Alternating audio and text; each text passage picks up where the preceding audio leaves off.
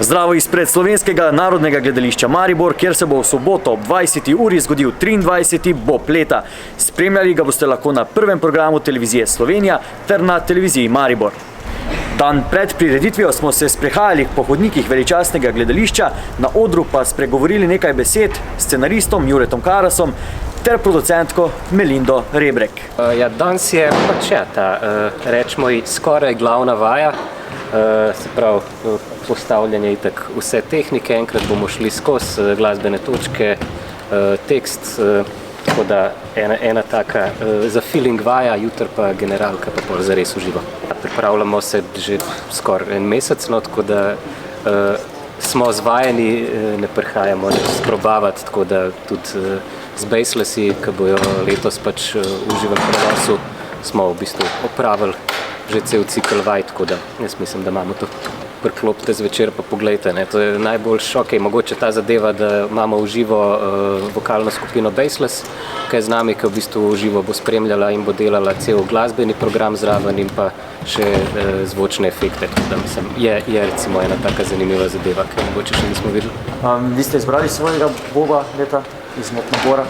Veš kaj, jaz se z njimi ukvarjam toliko dolg, da mi nekako vsi prirastejo k srcu, tako da so vsi pomalo moji, mislim, nimam kakšnega izrecenega favorita, imam ene dva, ki mi niste všeč, ki jih nam omenil. V SNG-ju bomo samo danes, to je en dan pred prireditvijo, začeli smo sicer zelo zgodaj zjutraj, pa do zelo pozno zvečer bomo tukaj, dokler vsega ne uredimo, pa seveda jutri cel dan. Zihar je zihar, vse moramo sprobati, da bo na koncu vse dobro. Postaviti moramo tla, postaviti smo morali tudi te gledališke noge, skratka, kompletno smo morali zamenjati sceno, da smo naredili osnove naše, potem pride pa seveda tudi Juri, bomo zvadili vse pozicije njegove, bomo naredili tonske probe z glasbenimi gosti, seveda čisto vse postavili, tako da jutri dejansko samo še prižgemo kamere in da naredimo prireditev. Super, zelo ste striktni glede nošenja maske, zdaj za potrebe snemanja te izjave smo jo sneli, ampak vseeno posebno pozornost je treba letos nameniti. Ja, pri teh številkah, ki jih beremo čisto vsak dan, pa s katerimi nas strašijo, dobro, ne samo strašijo, to so dejstvo, dejansko te številke. Je tudi ekipo bilo na koncu zelo težko sestaviti, zaradi tega, ker vsak dan nas je čakal kakšen SMS ali pa mail, sorry, jaz ne bom mogel priti, lahko prosim mi najdeš zamenjavo. Tako da ja, z velikimi črkami in z velikimi z rdeče in počrtano so vsi dobili napisano, kako se morajo pač obnašati oziroma kako se moramo obnašati. Dejansko tudi pred samo postavitvijo smo se vsi stestirali, smo prišli, nosimo maske, razdalje, razkožila in tako naprej, dokler se pač seveda to da.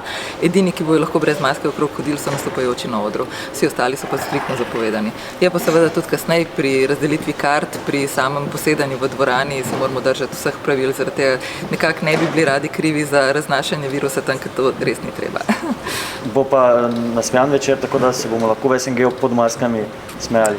Ja, jaz upam, da čim bolj na glas, zaradi tega, ker če že ne moreš videti obraza, je dobro slišati smeh. Jaz moram reči, jaz sem brala scenarij, jaz sem se hahlala od začetka do konca, tako da jaz upam, da bodo tudi gledalci to razumeli in da bo to tudi na koncu tako dober efekt. Hvala, se vidimo jutri, se gledamo.